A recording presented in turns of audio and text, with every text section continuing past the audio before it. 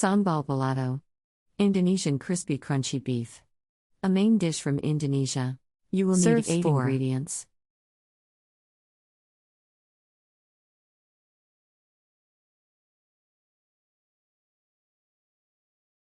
Step 1. Place beef in water in a 4-quart pot. Bring to a boil, then reduce heat to low and simmer for 20 minutes. Discard water and cool beef until it can be handled. Slice beef as thin as possible. Step 2. Then cut into 2-inch 4 squares. tablespoons oil in Let a drain in a 12-inch colander for about 10 minutes before heat. drying with paper Add towels. beef Slices and fry for 5 minutes, or until beef is brown and dry. Remove and set aside. Step 3. Heat remaining 3 tablespoons oil in same skillet. Fry onions and garlic for 3 minutes. Add chili paste, salt and tomatoes. Cook for 5 minutes more.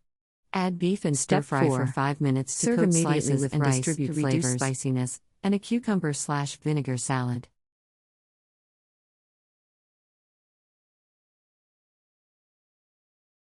Country Reports, Culture, Countries, Travel.